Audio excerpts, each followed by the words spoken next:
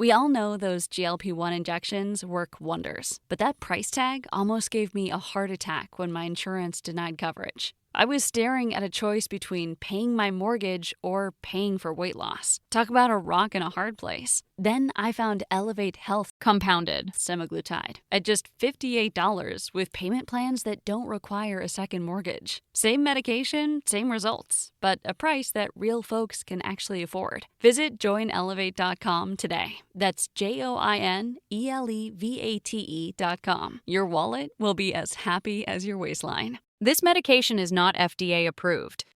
Hello and welcome to the Intel Brief. Today is Thursday, 11 September. I'm your host Daniel, and today we're going to talk about democracy has reportedly fallen in countries worldwide. The conservative pundit Charlie Kirk has been shot dead at a Utah rally, and Ghana agrees to accept West African deportees from the US. So firstly, global patterns show that democracy around the world has weakened last year, according to a new report. The Global State of Democracy 2025, published by the Stockholm-based International Institute for Democracy and Electoral Assistance, analysed democratic performance from 173 countries in 2024. In the report, 94 countries, or just over half of those surveyed, showed a decline in at least one of the key democracy indicators between 2019 and 2024. In the report, they said the current state of democracy in the world is concerning. Some of the biggest declines compared to 2029 are seen around the holding of credible elections and access to justice and having an effective parliament, the report found. So what? I mean, I feel like everyone kind of feels this. The world feels a bit more unsettled and undemocratic at the moment. So I don't find this hugely surprising. Like, there's been a lot of coups. There's been a lot of fucking dodgy elections. Both sides, like people that are pro-European would say that Russia's trying to meddle in European elections. People that are pro-Russia will say that Europe's trying to meddle in European elections and ensure that pro-Russian candidates aren't allowed to run or aren't allowed to be involved. So yeah, I think social media's had an absolute field day on how democracy runs over the past 5 years. So yeah, I'm not too surprised by this report. Hopefully we can figure out how we're going to tackle information warfare and bring it back into a good place, but that's going to take a lot of work and a lot of trust, to be fair. Trust that isn't really there. That seems to be the biggest issue. But yeah. And next, prominent conservative pundit and media personality Charlie Kirk was shot and killed during a visit at Utah Valley University on Wednesday. Kirk, who was a supporter of US President Donald Trump, the CEO and co-founder of the conservative youth organization Turning Point USA. Trump posted on Truth Social after the news of the shooting broke, saying we must call and pray for him. However, he died not too long after. Trump posted a video on X where he talked about him, and also on his platform after the confirmation of Kirk's death. Turning Point USA said in a statement that it would be cancelling all events and removing its members from the field until at least next week. So what? I mean, I saw this about a few minutes after it happened and saw some videos on X of the incident, which was pretty gruesome and pretty rough.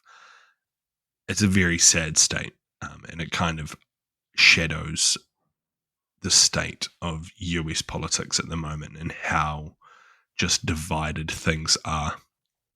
The scary kind of thing seeing out of it is some pretty prominent right-wing pundits talking about civil war and that, the left has chosen violence. So yeah, the actions of one individual deciding to shoot Kirk could have significant effects on the political scene. I don't think that reflects the entirety of like the left, and that they want to fucking kill all the people on the right. But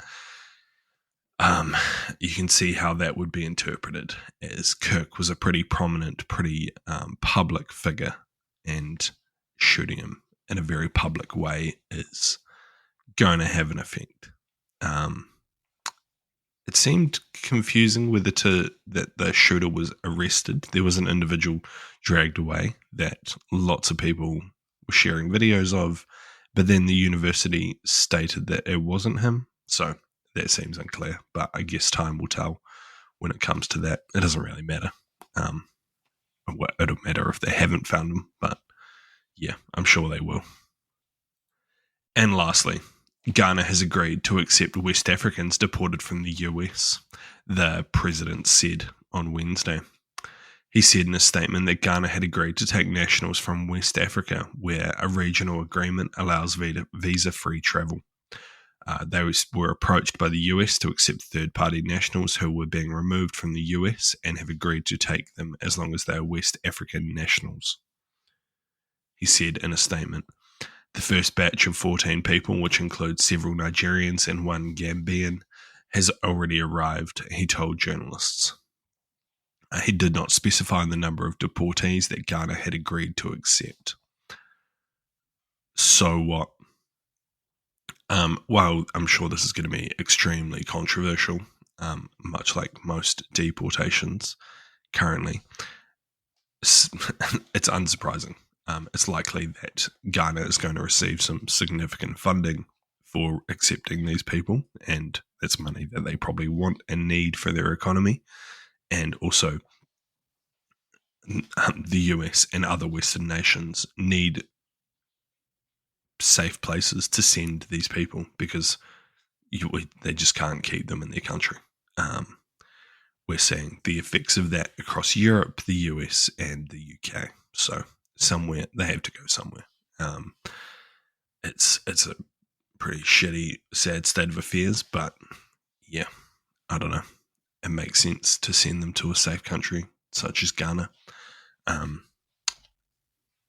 But that's going to be super controversial. So I'm sure there'll be protests and people pushing back against it and legal challenges. So I guess we'll have to see where that all ends up.